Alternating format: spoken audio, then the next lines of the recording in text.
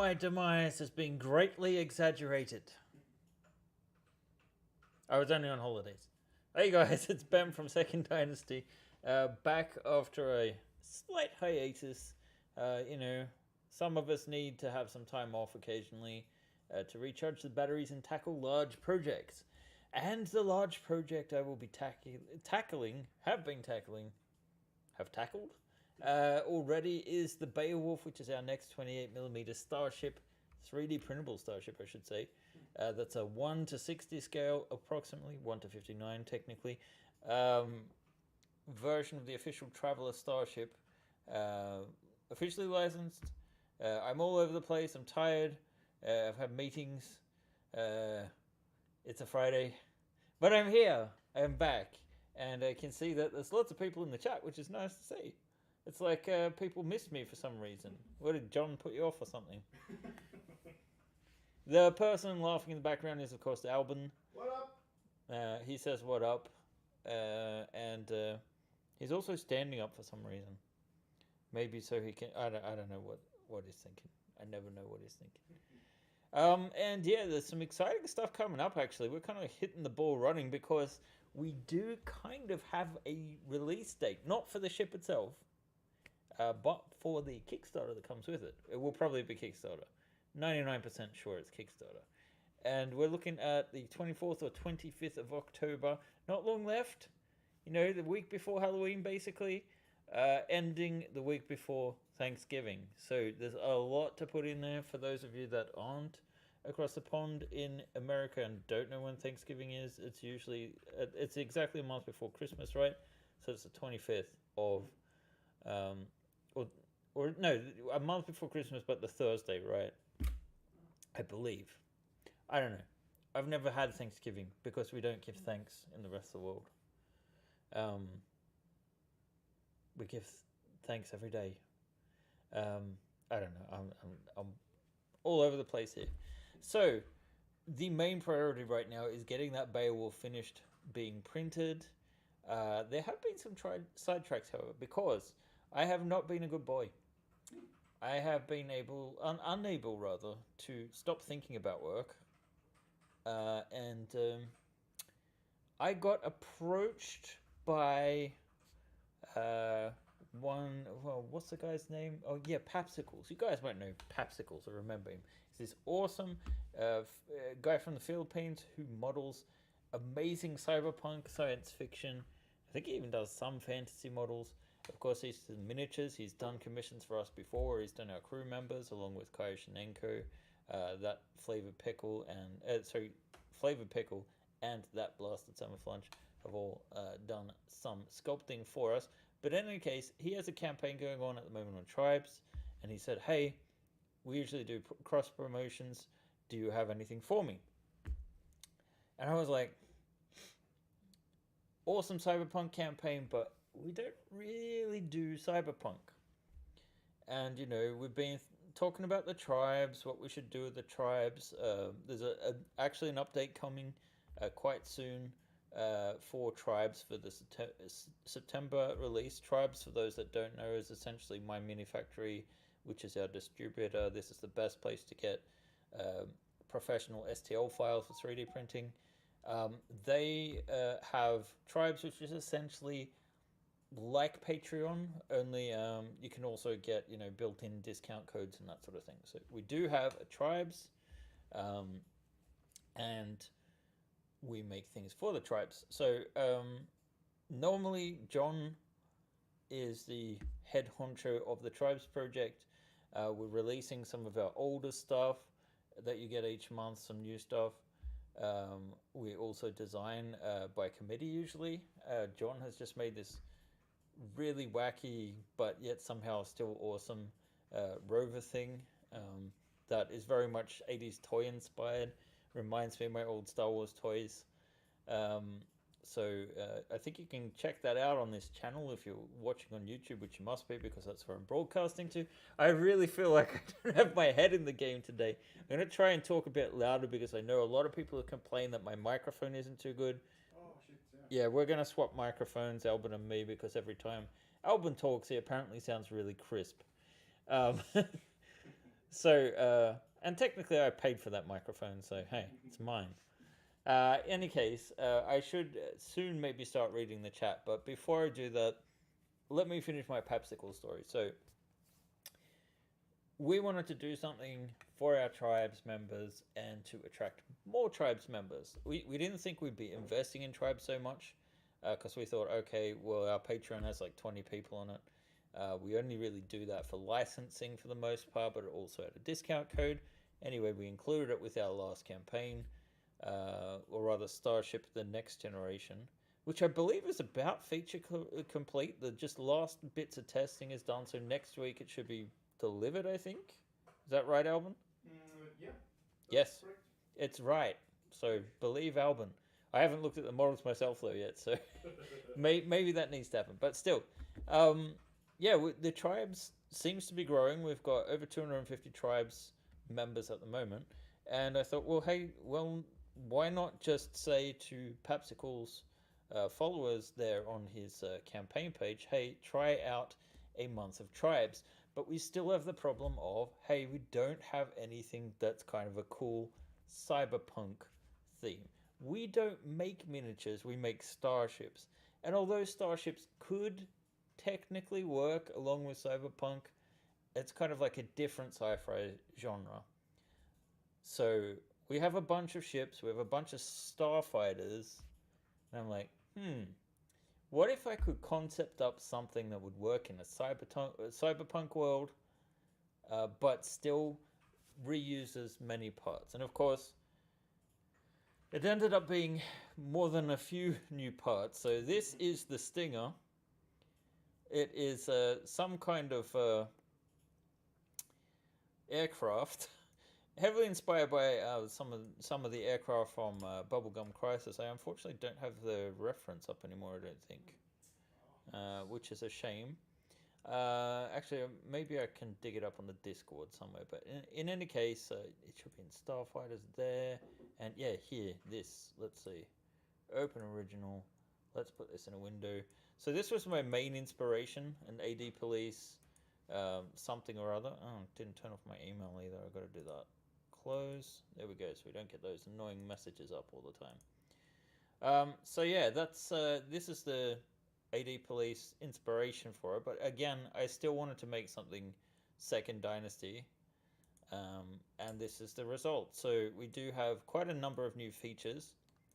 And this will be included in the September tribes for existing members.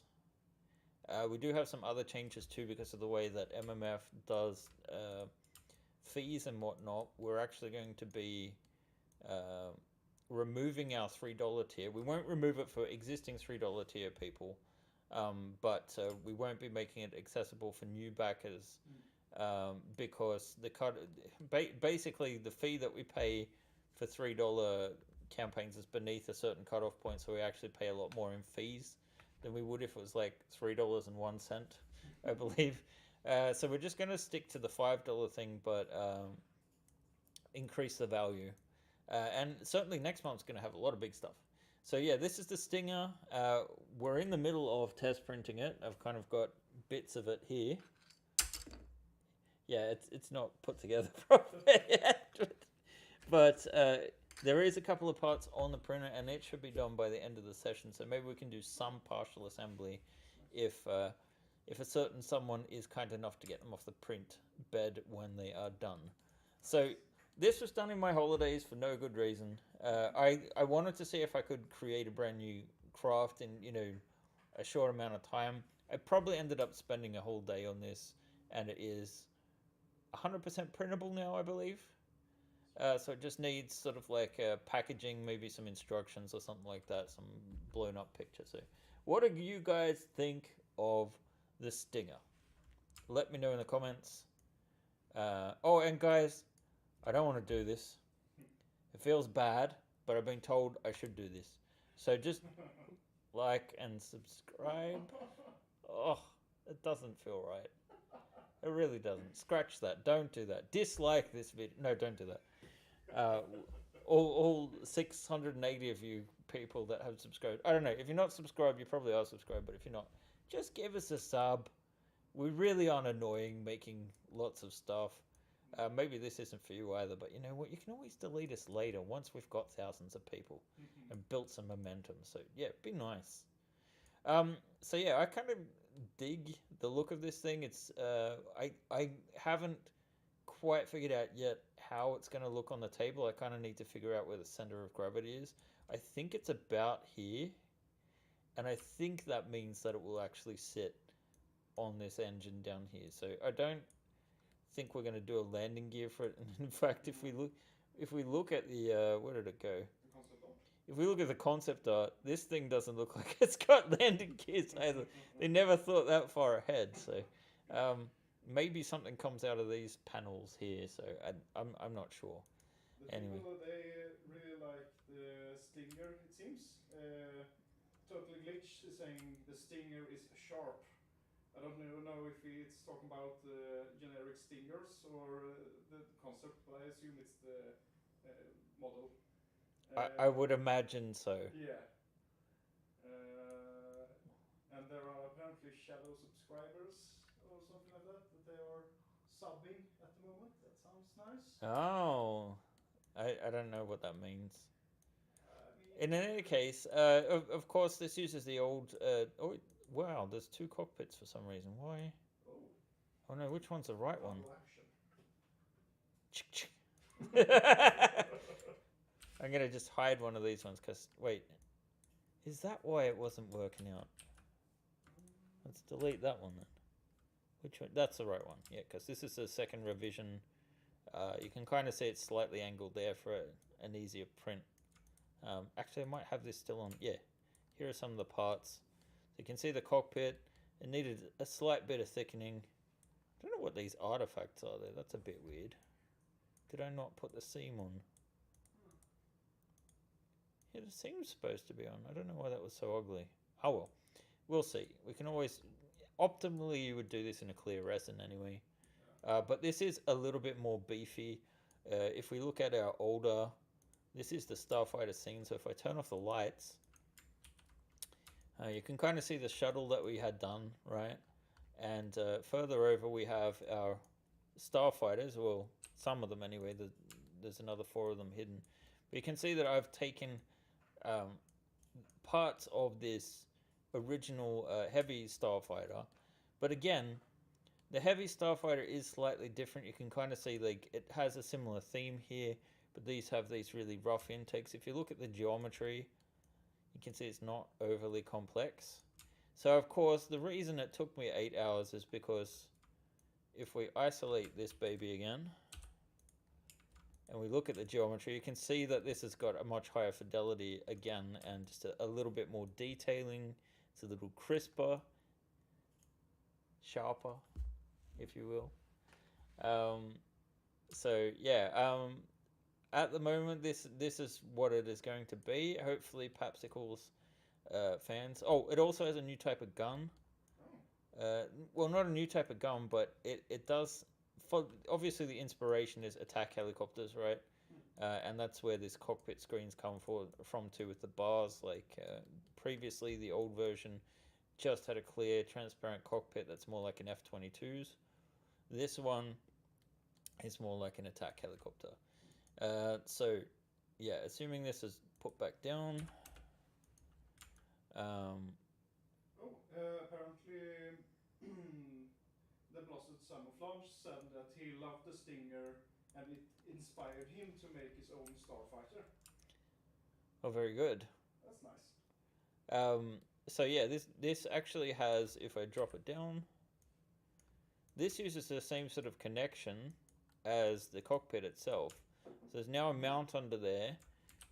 Some of you real veterans might remember a time when we actually designed this sort of sensor package for the Starfighter kit in one of our Friday streams, and it can rotate, not very much, but just like 30 degrees or so you can get a bit of range out of the gun.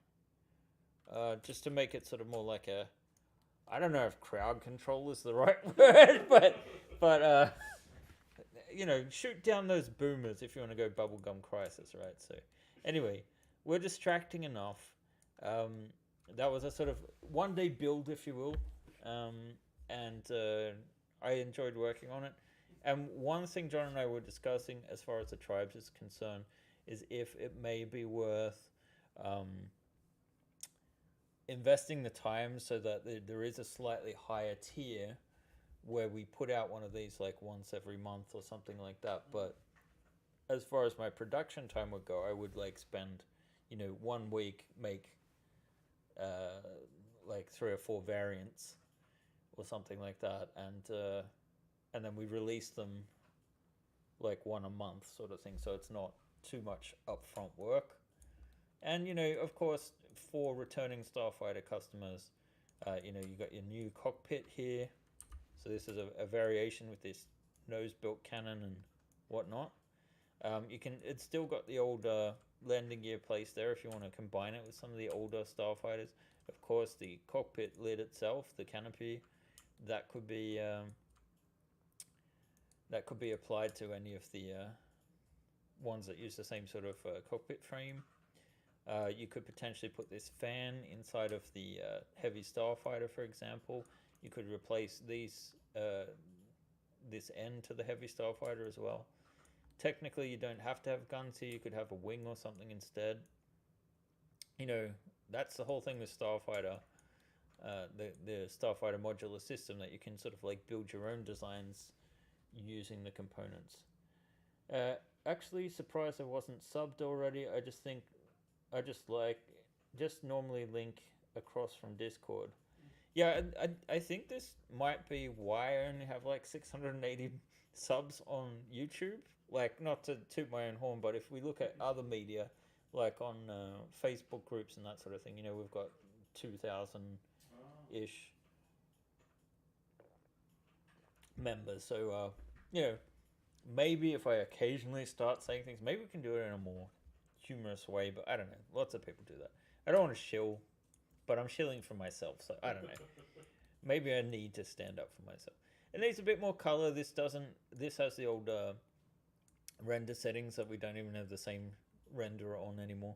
Anyway, you guys probably haven't come just for the Stinger, even if the Stinger looks really cool, even if I do say so myself. Yeah, I really like it. And I like some of the detailing I've done. I enjoy doing detailing now. It's really fun.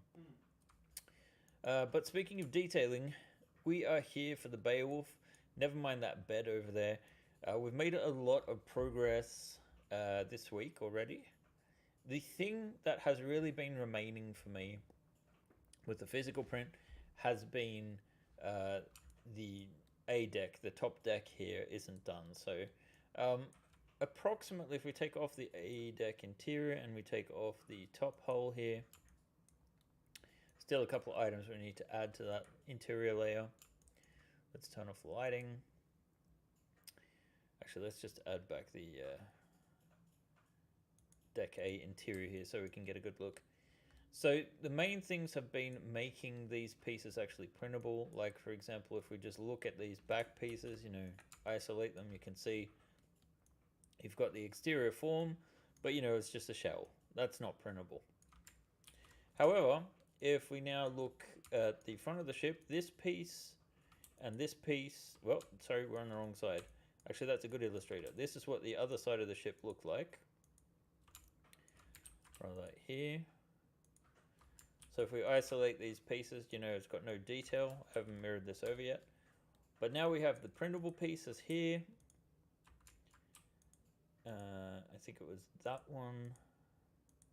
This one and this one are now fully printable. Although I may completely revise those pieces because I'm not happy with the way the ship is pulling together. We actually have a structural weak piece here. The thing is, if you've got all the decks on, it's not structurally weak. It's actually going to hold together quite nicely. Problem is, if you take off deck A and deck B, there's nothing aside from the bottom here that's actually keeping the top part, the sort of like the bow and the rear of the ship together. So that may be an issue. The whole ship is quite large. I don't want to lift it up, but I guess I can try and maybe get the camera off the screen here and see if I can. You want me to turn on the lights? I don't think it makes a difference. So you can see it, well, you can see it over there. It's this one. You can kind of see what I'm talking about. Right now it's not clipped in. You can see that I don't have the support rods in either. Apparently I have the Starship The Next Generation logo in there. Alright, let's see if this is better. Okay. So, yeah, there are a couple of structural issues there that I need to address. And it is a bit of an issue. But I kind of feel at the moment the most important thing is to get the prototype done. So I am not going to... obviously, if you have landing gear down, which we haven't designed yet, but that would actually fix the issue because it'd have an upwards pressure coming from the front here and from the rear. And that would actually force these sections together even more. So it's less of an issue if you've got it on a table with a landing gear. The problem is, for our pitch video that we're going to work on, we're going to have a spacing. So we're not going to have the landing gear down at all. I don't even know if it will physically be made at that point because we are running late and I'm identifying areas where we can compromise, because obviously when you've got a Kickstarter campaign going, you've actually got, say you run a month, you've actually got 6 weeks then to make some final adjustments to the files, because it's not going to be 6 weeks until you actually launch the finished product. So that's the case for us. But I would like to, for once, I have the goal of actually showing the interior in the pitch film. Now, this won't be in the filmed version of it, of the ship leaving, undocking from a space station, is the idea. But we are sort of like filling things out at the moment and getting a feel for what remains. And I'm very happy to see that there's actually not that much that remains to be designed. I've gotten in touch with Mikatron, who is going to do a new air raft for us. The concept should be ready in time for the campaign. So really we've worked our way forward to here. These top pieces are fairly easy. The harder part was, figuring out the interior of the cargo bay and how all of this would still hold on to the ceiling. I'm still not 100% certain how to do this section at the moment, because there's no way to connect this. Technically, from the deck plans, you really can't see all... Oh, that's not it. Sorry. I thought I had the deck plans up here somewhere. Here we go. So, we're in the cargo bay, and you see the catwalk here, right? Now, if we look really carefully, you can see that there's, a dark line here. And I'm wondering if it's actually a sealed catwalk, because if you have a cargo bay and it's full of cargo, but the cargo bay is depressurized, how do you get to engineering? Now, I've added in a way to get up into the deck above here. That's a turret ladder well there on the top deck. If we look in engineering, it does have this symbol, right? Sorry, this symbol. I believe it's the same one, yep. And if we look at the key, which is here, it says hatch above plus deck. So there's both, one above and one below, which indicates that there should be a hatch above engineering. And if we look where this would lead to, it would actually be outside the hull. Yeah. Welcome to space. But in my design, it will, I believe, lead to... I've designed it so that it will actually lead to the garage. I think it's just a case of this ladder well goes up. There'd be very little clearance, but still enough that you could potentially squeeze past. Why would the bay be depressurized normally? It's not about it being depressurized normally. It's about the fact that If it does get depressurized, you've got your engineers stuck in one end of the ship and the rest of your crew up in the other end. It just, I realize not everyone's gonna get fixated on this sort of stuff, but I'm wondering if the catwalk and well, I guess the other issue is like there's this ladder well here, right, which leads into the cargo bay if this was open. So if that is, not sealed, you can't get to the cargo bay easily either unless you go through, I guess the only place that's really pressurized is like the mini airlock you have in engineering here, right? Has this tiny little airlock. I don't know how easy that is to see. We can again look at the map here, and you can see it there.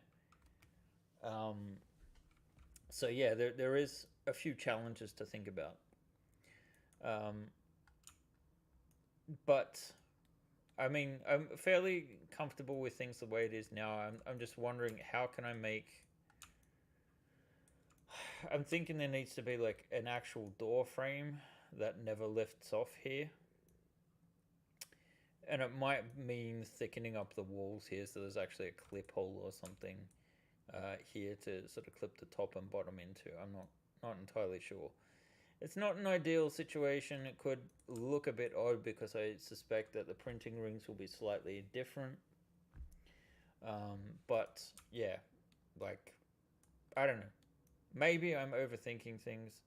Maybe also the nature of the fact that, you have these gravity pads that create artificial gravity also somehow holds in the atmosphere. I don't know. There are some comments concerning the depressurization. God, gee, that's difficult to say. Close enough. Yeah. Never mind. So they were like talking about, as you said, why you would depressurize, and you spoke a bit about that. But people said that if you pick up cargo in space, then you would probably depressurize. And that's what vac suits are for. And why waste good air on space where people aren't? Then there is like, you could be a zoo ship carrying animals, I guess. And then there was suggestions, space then stowaways, and vent the space squirrels and suffocate those tribbles.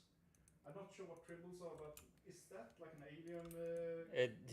It's a bowl of fluff from Star Trek that they tried to pretend was an alien creature. Uh-huh. It was a literal bowl of fluff.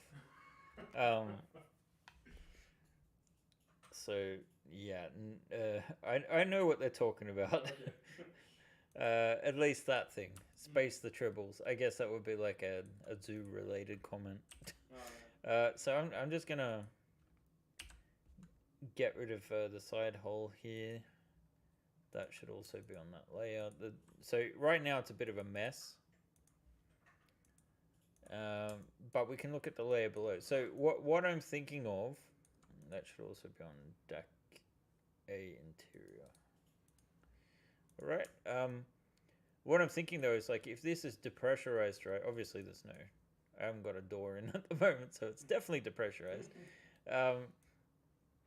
But if it's depressurized, there's really not a great way to get into both sides of the ship because there's no actual airlock. And I'm wondering if the design here with the thicker lines, they're not thick enough to be partitions, but I'm wondering if this is meant to be a retractable airlock, and if so, a catwalk, and if so, if it's actually sealed in some way. If it's like, I'm imagining, and now this is probably overkill, and I probably won't do it at the moment, but what I'm imagining is that there's actually, here it's sort of like glassed off, maybe, with like an observation area, and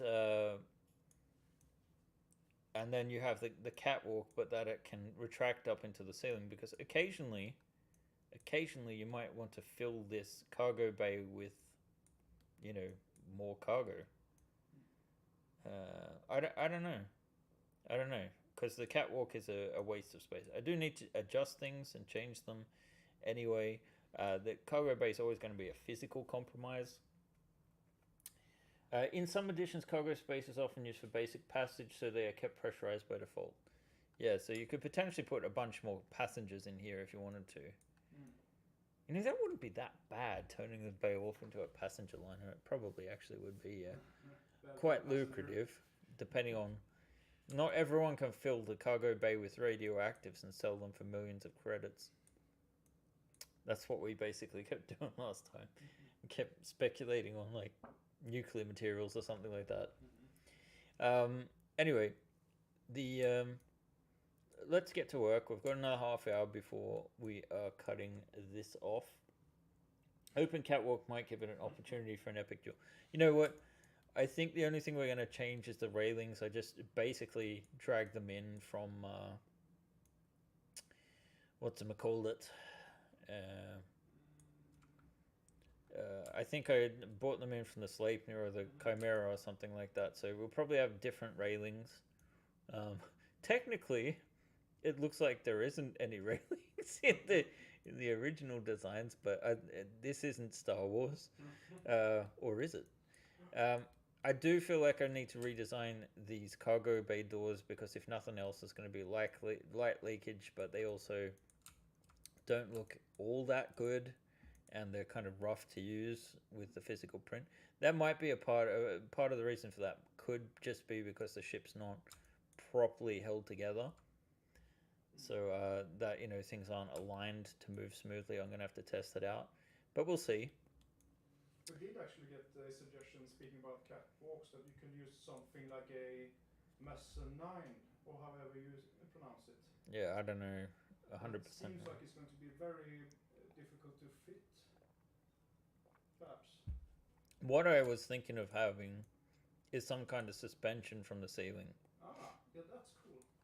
Because the ceiling actually does extend up to here. So we potentially have, and the addition of like a bar here or something in the middle, and possibly here or something like that. We could use some of these clip holes for that instead. It will hold up the floor and the deck above. Don't know what kind of music is coming from Hannes' office, but I think you forgot to use headphones. Yeah. In any case, it's slightly distracting. I might just close my door a little bit. That print might be done too while you're up. Alban, you want to check the print? Right. We will see. Yeah, that's better. It kind of sounded like, I don't know, some techno version of Indian music. Any case, yeah, that's what I'm thinking, some kind of suspension bridge. If nothing else, it could be a way to add some support back in to this really sort of area that's vulnerable to, splitting apart. Although not as bad as I thought. These are quite structurally sound, the fuel pods, I guess you would call them. So these cavities will also be used for storing batteries. And instead of putting clips, you would just feed through the cables there, and there's a bit of room down in the lower section. So we need to do the rear of the ship. There is no... if we look at the deck plans for engineering once again, we have changed things up a little bit because I did a count, and oh, here he comes. What? He gave me some parts. There we go. I have parts. I feel like it might be a bit boring for you guys to watch me trying to put things together. So I'll try to continue talking about the stuff I was talking about and not get distracted too much. So again, I have changed the engineering section a little bit because when I counted out how much space all the machinery was using, A lot of people that follow Traveller know that the free trader Beowulf is a jump one, maneuver one, power one starship. However, in this illustration, enough squares are filled in that I believe it's meant to be a 222. It's about the same as what we find in the. Or is it? Maybe I'm just thinking wrong. I don't know. In any case. Oh, yeah. It had.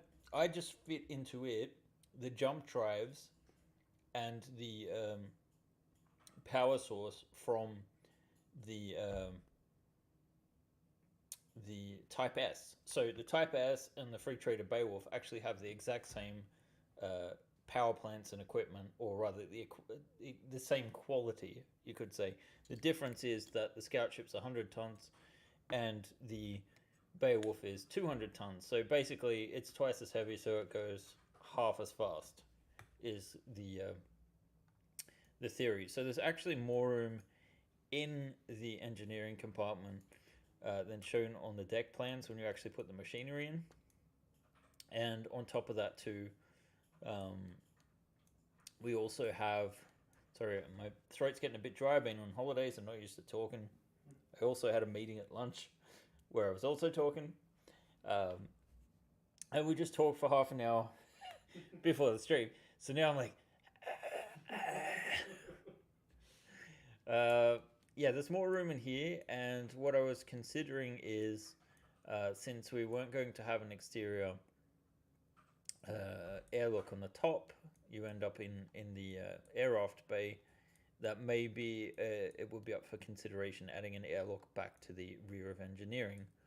There's plenty of room in here actually to upgrade the drives if you wanted to have a 222 sort of situation, because I believe like these jump drives take up 10 tons. If you wanted to have jump 2 instead of jump 1, it would be 14 tons, which is an additional 8 squares. It's essentially just putting 4 on this side and 4 on that side, right? So it really, there's plenty of room here. It will be more cramped, but technically, in this hull, you wouldn't actually have to compromise on cargo at all. I guess it's more a case of you're compromising on weight rather than volume, if that makes any sense. All right, come on, please say that there's questions or comments or something. I need a break. Oh, yeah. So, there are... I'm not sure I understood this completely, but Samouflage had an idea, or like a weird option, he called it. And it's not canonical to Traveller, but it would be an engineering thing. And he's talking about the catwalks. What if the catwalk was on a only round structure? And it rotates upside down to move out of the way. And then we also got suggestions about a ceiling-mounted cargo crane as an option instead of the catwalk. And then people talked about them having been printing the 270 Traveller ships. So Tamsin had 8 more to go until she is going to tackle the laboratory ship.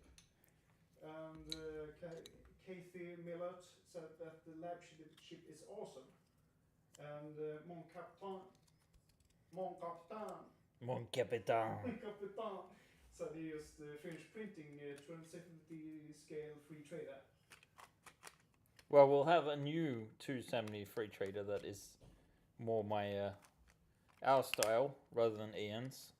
So we've kind of gone more for the Rob Caswell style. Let's see, I need to assemble this first. Okay, well, the lab ship is awesome, I agree with that. That kind of works. Bit loose. It does work, technically. Alright, it's not falling out. That's good. This is a bit looser than I would like in some places. Not that you guys can see very well at the moment, but... yeah! I do now have many of the components in place. And...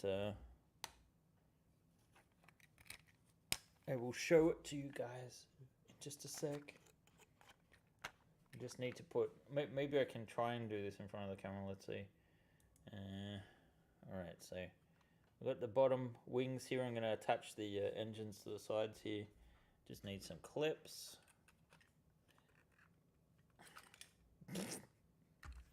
Let's just assemble this first, shall we? So the clips are the snug springy ones, which are more recent ones that we've designed that are just sort of like a compromise between... Let's see. And we're going to put the engines on. Shouldn't matter which side we put it on. Wait, what the hell is that? Oh no. I guess I didn't reorganize the print plate because this clip has printed into the head of this engine. Oh no. Yeah, I guess we'll be reprinting that one. Lucky it's on the underside, so you can't see it as bad. That's why you got to pay attention. Let's attach this back. Alright, so here we go. You can kind of get the gist of it. I don't have the opposite side done yet. The big test is going to be to see if it sits on... Huh! Okay. I think if I didn't have a clip built in, that this actually works reasonably well as a landing gear by itself. Like, it is actually resting on its wings. So, a shame about that. The clip built into the engine. Yes, that's a feature, not a bug.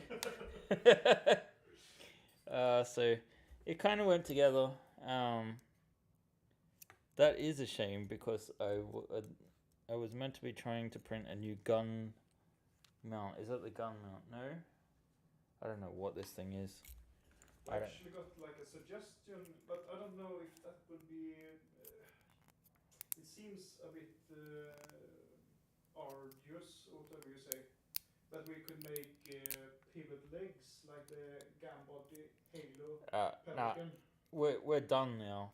This is what it's gonna be. It's an 8-hour build. We may build something that works for landing gears for that in the future. But this is the proof of concept only works if we have pretty quick builds.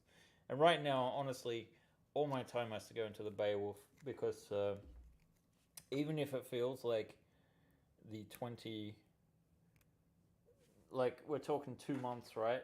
Essentially 2 months from yesterday or the day before. That looks a bit better with the cockpit lid. A bit better, not perfect. Could use some refinement. Obviously resin's the way to go with that. But you know, this was a one-off. I normally wouldn't have done it if I wasn't on holidays, essentially. So I used some of my holidays to make that. My last Sunday, actually, I did that. Yeah, I'm an idiot. So yeah, those are the considerations. Right now, we're just trying to get the ship sealable. So for these last 15 minutes, I'm just going to keep working on the not the top deck here, but the interior. So I've been just getting these pieces printable. You can see from this side, it's all modular in pieces. On this side, we've got our weekend print, which is going to be this piece. And if we take a bigger look at it, we can kind of see that it just slots in here nicely. We're going to just, I think, grab... Oops. So we got a few comments here if you're up for it. Comments are okay. Yeah. So first off, people who thinks the Stinger looks awesome and really wants to print it. And they wonder, where will it be released? When or where? Where? So it will be first on Tribes, and there'll be a free month of Tribes if you've never done the Tribe with Papsicle's campaign. So if you go through that campaign, there'll be essentially, if you back his campaign, you'll get added to a list, and we will add you for a free trial. Now that free trial isn't a full month; it's like to the end of that month. So we'll try and get the deal up next week, I guess. Ugh. And then after the Tribes month is finished, then we'll put it on the store, and it will be around the price of our other starfighters. So I'm not entirely sure where we're at. I think like $6.95 or something like that. And even if you come to the Tribes later, you get 25% off. So you could, well, I think you'd get it anyway. I'm not sure. John knows how it works. Yeah. Alright, the one comment I see is from John. It's like, you were doing well, Ben. The perfect stream. We got a question about open locks and open lock clips that we have made or modified. Are they open source or proprietary?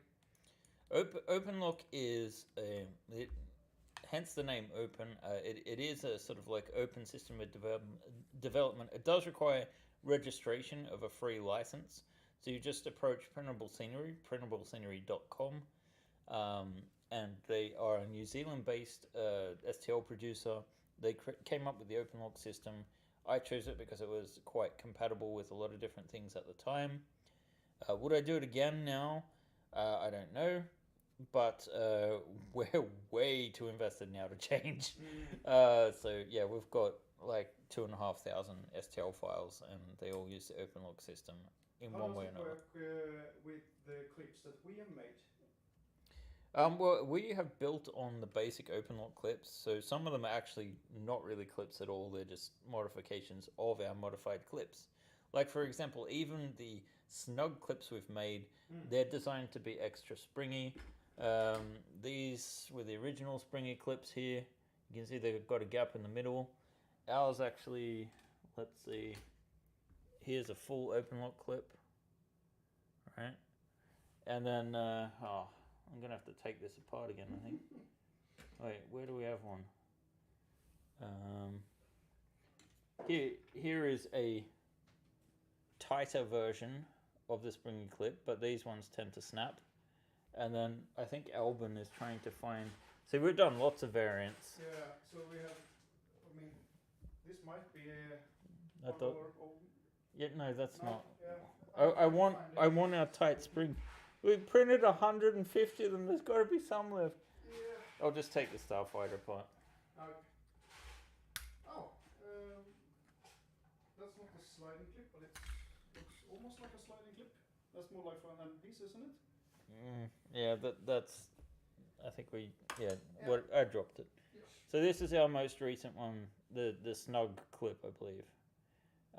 And you can kind of see it's kind of like a hybrid between a springy clip. It still has spring in it. It still has enough that the claws don't snap off. It's tight, so it's a little bit scaled up, so that most modern printers will have like lower tolerances, I guess. Or is it higher tolerance? I don't know. Whatever. There's less of a gap in between the clip hole and the clip itself, so it should have a snuggier fit, hence the name. So these clips that you have made, would they be open source as well? Because it started as open source? Well, I don't know. We have made our clips available for free before, and I would be inclined to update those files. I don't think it's too much of an issue. I see it as more contributing back, whereas the actual STL files itself, I don't know, it's a grey area, isn't it? Because it's like on the one end of things we need to make money, especially now more than ever. But because this is possibly our last Traveller project. It depends. If it goes really well, it won't be. But it's not like we're struggling too much here, but things are definitely changed for us because of the way that things are going in the world. It's a lot more expensive to run the company than it was because of the electricity prices. We changed offices, and a lot of small things are adding up, as well as the fact that the market's been a bit cooler for us the last couple of campaigns. So this is our biggest campaign in a year.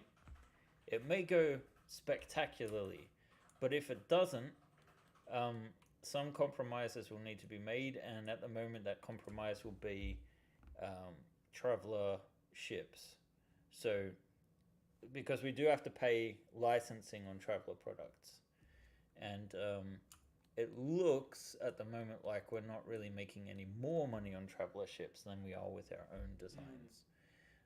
And that's the big thing that we need to think about in the next year. We also have an idea for creating a tabletop game. This was partially what I spent my holidays on. And I'm realizing now we're really not going to get any work done in this session.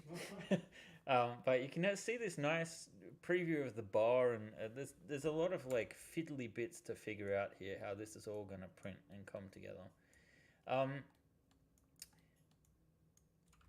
I believe one of the issues we have with our ships is that they look great, they're fun to play in, but there are no games based around it. Like you might try to, like obviously the traveler ships have an application, but at the same time, most gaming sessions either consist of some form of ship to ship combat, or there might be some kind of boarding action, but it's usually not always on the same ship. So there's a lot of upfront investment in building the ships. There's the issue of storing the ships. And, okay, they're useful for Traveler. They might be useful for a Star Wars campaign. They might be useful for The Expanse or, whatnot. But there isn't really a D&D of science fiction. There is, like, Warhammer 40k, which is probably the biggest science fiction game. But it's a completely different tone of game to more traditional science fiction. And the Aliens role-playing game, that's more narrative. There's a lot more narrative stuff when it comes to science fiction. There is, of course, Stargrave, which itself is really cool, but it's not really ship-based for the most part. It can be. But I started my journey into 3D printing at a time when I had sold my shares in my old company and I didn't quite know what I was going to do. And I started designing a computer game, which was very heavily inspired by like Yamato and other Japanese science fiction shows from like the 80s, mostly, like Macross and Irresponsible Captain Tyler, a couple of others. Gunbuster. I guess Gundam kind of has some elements of that as well. So it's the old kind of like World War II in space sort of thing, which is more my design aesthetic blended with like Ron Cobb, Alien, for example. So I talked to John a little bit, and we kind of like came up with some ideas about how we could do a sort of like tabletop ship-to-ship combat style game. I don't want it to... I know Mark Miller has been talking about doing a new version of Mayday, but Mayday itself is a little bit simple for what I would be looking for from that sort of game, because the concept for my computer game was basically you're a space privateer. You start off in like a scout ship, and through boarding actions you capture prizes, and eventually you can kind of choose to take over larger and larger ships until eventually, you've got your own space battleship, and, you're hunting pirates and space enemies, aliens, and that sort of thing. So we were talking about doing a ship-to-ship combat engine, which is pretty simple, and we've got a bit of it developed. But I wanted to create something with the concept of boarding actions. So the idea being that you have a tabletop version which could potentially be further explored in the future into a computer game or a role-playing game, whereby the goal is, depending on whether or not you have disabled the enemy ship's engines or its control systems, you need to board and you need to capture the other control station in the ship that is still active. So, for example, if you have taken out the bridge with your laser cannons, which means that the ship is essentially just going in one direction because it has no control anymore.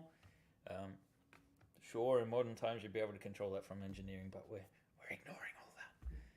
You would board the ship, and depending on the size, it would be a series of scenarios that you have to defeat to get into the engineering to actually capture the ship. So it's essentially a solution to create a game that works for what we work with. So you would use starship miniatures for the actual ship-to-ship combat, and then you would either use a complete ship if it's small enough for your combat scenarios, and you would use just open lock tiles configured to like engineering sections or whatnot, or bridge sections or whatnot, for those missions. And then of course we can't create everything, so we always work with other artists. We work with Papsicles, we work with Kayashinenko, for example, that Blasted Summer Flange. EC3D Designs we've worked with before as well, and they all have their own unique models. And I'm not that interested in making alien models, but that Blasted Summerflange is. And the same goes for alien ships. So the idea being that we could run a Kickstarter or a Frontiers for an actual system that can then be model agnostic in the way that that Stargrave is, so that we can sort of like EC3D makes their own faction, and the miniatures themselves might come from Kayoshinenko or Papsicles miniatures, or you basically choose yourself what they're going to look like.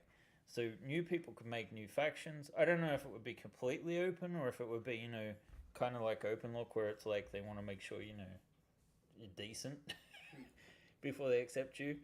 It's just an idea, but this is what I spent a bit of the holidays thinking about. The fact that, maybe the best way to be more successful with second dynasty ships is to grow a market for actually playing with them, rather than them just being cool display pieces or one-off player ships.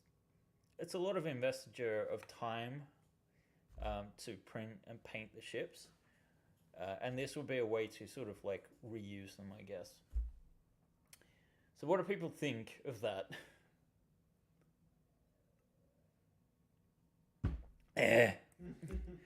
I'm almost out of energy, but we'll see. We'll give it a couple. We've got 3 minutes left if you guys want to discuss. It looks like that Blaster Summer Flange is just like, yes, yes, evil Mr. Burns fingers.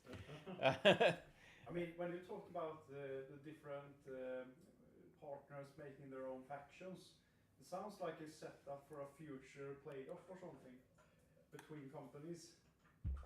I don't know if I'd go that far. This is like, I don't know. It's a sort of beyond Traveller concept, but the truth of the matter is, as much as I love Traveller, it has not gone as well as I was hoping. That's not to say it's been a failure. It hasn't been a failure, but we are just scraping by, and it's too heavy of an investment to keep up with if we're just scraping by. So we'll see how things go. It could go well. It is a larger ship, so even if we get a similar amount of backers, it is going to mean a higher amount of income. But I just can no longer spend 6 months working on a ship, and then another 3 months after that, 3 to 4 months after that, delivering stretch goals, and then landing in the same situation where we just don't have the money to develop another 6 month ship. So these are ways where we could maybe find new balances. I want to keep doing ships, but maybe like if we did another Traveller ship, it would just be a case of we do a Kickstarter, like the old style Kickstarter, where it's like, this is the product we're making, here's the concept, this is what we've done before, so you can trust that we'll deliver. It's going to take this long. If you're interested, back the Kickstarter, and we haven't put in all our eggs into one basket. And if we get in then, a huge amount of money to make that ship, we can use that money to make the ship.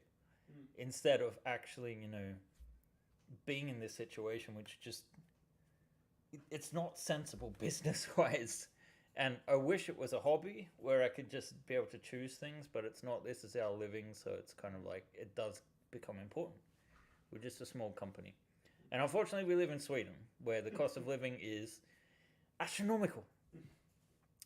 So maybe we should move to Peru. That's a thought. Anyway, we have some exciting weeks coming up. We're going to end the stream in just a minute. Maybe there have been some comments, actually. Yeah, first off, Totally Glitch, also known as Shadowlager, said that he wants to see it, and I assume it's the rules for a new game and not something else. And he has many ships. Kathy, how do you... Kathy? Kathy. Kathy. Say that she says that she doesn't actually play. I don't play either. And Monk Up 10 said that Printable Scenery had a fast terrain Kickstarter, maybe larger tabletop scene level, simplistic fast printing terrain. And we should get a shout out from Mark for the Beowulf. Shadowlager thinks. Oh, ask him to give it. Look, Mark's great. He gave us the license. He created Traveller. And he does, have the ability to do some shout outs.